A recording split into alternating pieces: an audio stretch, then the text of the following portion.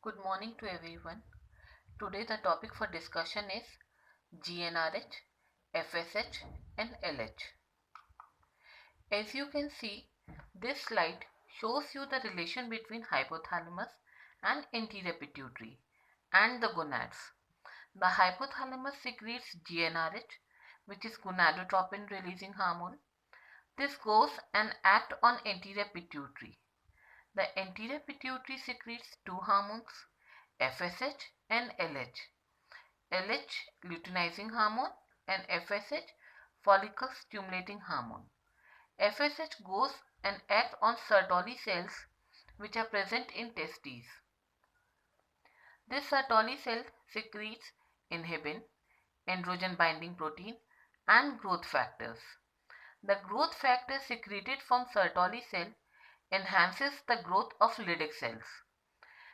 The inhibin secreted from the Sertoli cells, it auto-regulates the level of SH by a negative feedback on C. The inhibin secreted from Sertoli cells auto-regulates the anterior pituitary. By negative feedback, it controls the secretion of FSH. Sertoli cells also promote spermatogenesis. We see that from anterior pituitary, the LH is also secreted. The LH acts on the Leydig cells which produce the testosterone. Now coming to the GnRH, it is released from hypothalamus. Now GnRH is secreted by a special kind of neurons, that is peptidergic neurons of the hypothalamus.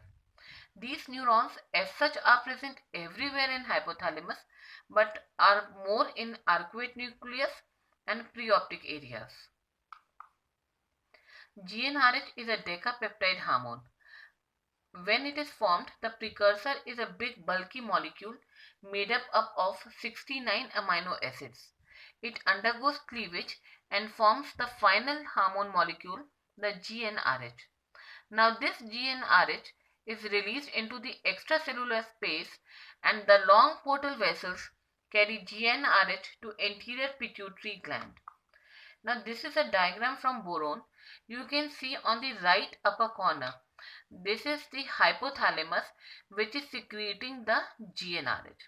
And the cell you are seeing here with so many receptors, nucleus, endoplasmic reticulum, this is the cell of the anterior pituitary, a gonadotroph cell which is finally going to secrete FSH and LH, and that too under the influence of GnRH. Now these cells have receptors for GnRH. So the GnRH is secreted from the hypothalamus. It goes and acts on its receptor present here. Now as soon as the hormone binds to its receptors, it leads to the activation of G protein. Now G protein is someone, they act like a messenger which tells what is happening at the cell, outside the cell. So as soon as the hormone comes and binds to the receptor, the G protein gets activated. This G protein in turn activates the phospholipase C. Now you see phospholipase C is acting on a red colored molecule. This red colored molecule is PIP2, phosphatidyl inositol diphosphate. With the help of phospholipase C, it breaks down into two things, inositol IP3 and DAG. DAG is diacylglycerol and this is inositol triphosphate. Now this inositol triphosphate, it goes and enters into the acts on the endoplasmic reticulum. You can see this structure is the endoplasmic reticulum, the circle. It has calcium stores. So inositol triphosphate goes and acts on the endoplasmic reticulum, causes the release of the stored calcium, and these calcium, they really lead to the exocytosis of these FSH and LH filled granules, vesicles. Now this diacylglycerol which was formed here, it leads to the activation of protein kinase C, and this in turn leads to the transcription of many proteins, and this finally leads to the synthesis of FSH and LH. So let's study in a flowchart. The GnRH binds to the receptors. The activation of G protein occurs. Phospholipase C gets activated and the breakdown of PIP2 occurs into inositol triphosphate and diacylglycerol. These both are the secondary messengers. Now, inositol triphosphate will act on the endoplasmic reticulum. It will lead to the release of the calcium. The calcium channels will open, and finally, the calcium efflux occurs and the exocytosis occurs. The release of FSH and LH occurs. The diacylglycerol causes stimulation of protein kinase C. There is increase in gene transcription and increased synthesis of FSH and LH.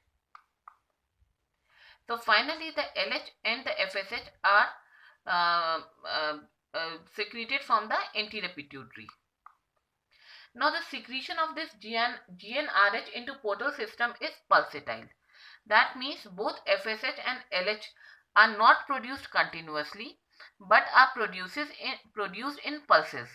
The frequency of pulsatile LH is 8 to 14 per 24 hours, while the FSH pulses are not prominent. And this is actually of significance. If the GnRH is produced continuously, it leads to the down regulation of FSH and LH receptors, which finally leads to the suppression of gonads. So the spermatogenesis will not occur, or in a female, the oogenesis will not occur. This can be used for treatment in cases of endometriosis and fibroid, which are two hormone-dependent diseases. Now, the pulsatile secretion of GnRH, which occurs normally physiologically in a person, pulsatile secretion leads to the upregulation of FSH and LH receptors and helps in the stimulation of gonads. This modality is useful in Kalaman syndrome. Now, LH and FSH are called gonadotropins. Gonado means, we know, gonads means testes or ovaries, and tropins means which stimulate them, leads to their growth. So, LH and FSH are called gonadotropins because they regulate the growth and development of gonads. They lead to the onset of puberty and leads to the secretion of the sex hormones. Now, coming to the luteinizing hormone, LH has alpha and beta subunits. It acts on the Leydig cells and lead to the release of testosterone. Now, it derives its name from its action in female reproductive system, where in females it has the ability to stimulate luteal function. This we will be studying in detail in female reproductive physiology. Now, this cell you are seeing here is a Leydig cell which is present in the testes. Now, this yellow colored is the LH receptor. The luteinizing hormone is secreted from anterior pituitary. Via the bloodstream, it comes down and acts on its receptor. Now, the hormone receptor complex is formed. It leads to the activation of G protein. The activation of G protein immediately leads to the activation of adenyl cyclase, which forms cyclic AMP from ATP. Now, the protein kinase A is formed and lot amount of protein synthesis occurs, and hence the enzymes are formed, which from the cholesterol precursor molecule leads to the formation of testosterone. So, this is the process that how the LH leads to the formation of testosterone in a Leydig cell. So, this is the flow chart. LH binds to the G protein coupled receptor on the Leydig cell. There is increase in adenyl cyclase, formation of cyclic AMP, and further the activation of protein kinase A. This leads to the modulation of gene transcription. Enzyme synthesis occurs plus protein synthesis occurs. And finally, from cholesterol, the testosterone is formed. Now, coming to the FSH, this is a diagram which is showing you a Sertoli cell. How can you recognize it? Of course, it has FSH receptors, and you can see the sperms are binded to the apex side, luminal side. So we can identify this as Sertoli cell. You can see the pink colored receptors are present here. The FSH comes and bind to its receptor. Now this leads to the activation of G protein. Again, the adenyl cyclase is formed, which leads to the formation of cyclic AMP from ATP. Now the protein kinase A is formed, and this leads to the synthesis in the proteins. Now this will lead to the production of many important substances. Inhibin is secreted, which goes and acts on the anterior pituitary and plays part in the negative feedback of the FSH. Then it also forms androgen binding protein. This protein helps to maintain the level of testosterone in the lumen of the seminiferous tubules. Now it also secretes an enzyme aromatase. Aromatase acts on the testosterone and leads to the formation of estradiol. These new proteins, they also leads to the formation of growth factors, and these growth factors, they go and act on the Leydig cells.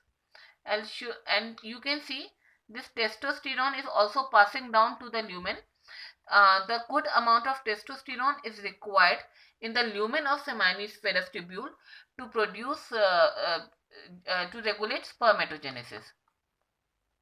This is a diagram which is showing you a Leydig cell on the left hand side and a Sertoli cell on the right side.